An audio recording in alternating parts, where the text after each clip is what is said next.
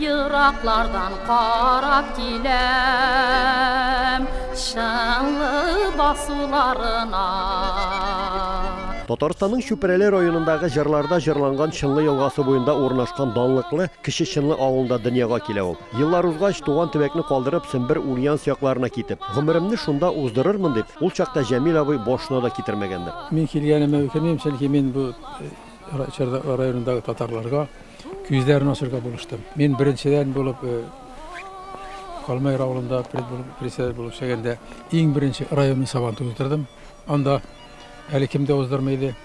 Аннан соң менә монда автономия килгәчтән мин инде елда сабантуйлары үткәреп, татар теле культурасын, үзебезнең телебезне, культурабызны алга җибәрүчендә күп эшләр эшләргә миңа насыйп булды. Әлбәттә, ул авыл туган як авыл бер качанда иштән чыкмый, чөнки мин анда туган, шунда үскән, шунда мин анда тормышым минем аннан башланган. Казанда авыл хуҗалыгы институтын тәмамласа да, ул 1968 елда Ульяновск өлкәсенә килә. Еллар дәвамында ул үз тырышлыгы белән гади инженердан районның зур оешма җитәкчесе дәрәҗәсенә кадәр күтәрелә. Җитәкче кеше иң беренче үзе белемле булырга тиеш.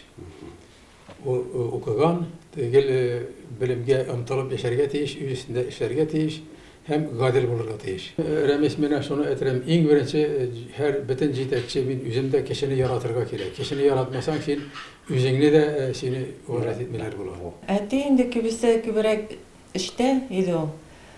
Кышын, җәен, җәй көнне, көз көнне, яз көнне без аны күрмәйдек. Күбесе эштә, кышын инде күбрәк безнең белән вакыт уздыра иде. Узган гасырның 90-нчы елларында илдәге вәзгыять үзгәреп, завод-фабрикалар ябылып, колхоз-совхозлар таркалган чорда да зирәк акыллы Җәмил абый предприятиене генә түгел, коллективны да саклап кала ала. Аңладым мин, безгә ничек булса да үзебезнең халыкны саклап калу өчен алдынгы шул периодка карата алдынгы алымнар кулланып алып калырга. Тиз-тиз генә хозрашытка күчердем. Үзебезнең халыкны берсендә эштән кыскартмадым. Иң зур зарплата алып эшләделәр. Мин премиялар түләп тора идем. Иген белән май, сыер майы бирә идем. 90-нчы елларда. 90-нчы елларда. Шикәр кымы, ит бер туктамыйча. Безнең минем халкым, үземнең гаиләм дә, халкым да, эшчеләрем дә СССР заманында да яхшырак берсе дә белмәделәр. Авырлыгы. Таләпчән җитәкче, оста оештыручы, ярдәмчел Җәмил аганы районда әле бүген дә зурлап яшиләр, остазым дип атыйлар. Ул кеше өчен егылып төшә торган, халык өчен бөтен киңелен биреп, бөтен көчен биреп, аларга яхшы булсын өчен эшли торган кеше. Алар инде безнең пример ала торган кешеләребез. Вот часто обращайтылар кеңеш белән үзләренә. Вот һәр вакыт шундый кирәккән җимешеңне алардан яхшы сүзләр ишетеп, киләчәккә нормальный дөрес решениелар принимать була иде безләр белән. Олы хезмәт юлы узып, лаеклы ялда матур гына яшәп ятканда, моннан берничә ел элек Җәмил абыйның хатыны Даниапа вафат була. Мин яшьләргә әйтер идем, тормыш иптәшен сайлаганда белеп сайлагыз, һәм яшәгәндә бер-берегезгә юл биреп, бер-берегезне хөрмәт итеп яшәргә өйрәнегез.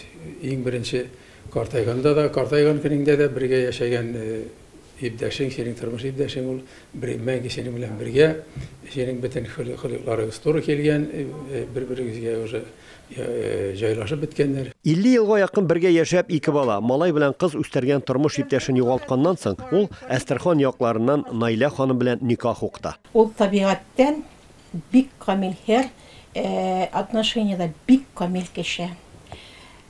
Тормышта Җәмил Сафиуллович булу, бик кыйммәт нәрсә ул.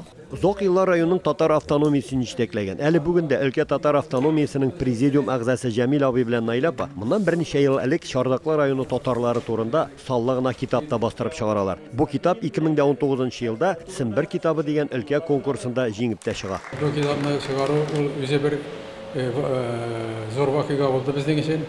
Biz гаилә белән менә шул эшкә алындык. Башта аның шундый зур авырлык буласы башка килмәде, белмичә генә тотындык. Ondan sonra indi avlarda yerге tütündük, Tatar avlarına barıp, aktifları jeyip, alarga anlattık, özümüzün şul kitap yazırga alınganımızı, tariximizni barbarga, özümüzün halkımızın turmuşunu görsetirge. Bu okumushlı hem ziyalı yurtta kitapka hürmet zordan, orunda türden. Bir de nindigine kitap yok. Менә bu Şura jurnalı. Mısır kaynanamnыкы, Патиева Зейнеп әбинеке, менә bu Сөмбикә журналының 1914 елны чыккан нөсхәсе. Бәлки бу Казанда да 1-2дәдер. Монда шулай ук Газиз Гайдуллинның татар тарихы бар. Бик күп гомумән монда бик зур мирас. Bundan 80 yıl elek Kişi Çınlı avılında Safiyullah abi bilen Mükerreme apanın zor gailesinde doğan Cemil abi kibikler torunda naqmine turmuşta öz ornun hem yaşav kıyblasın dürüst tapkan kişi dilerdi indi.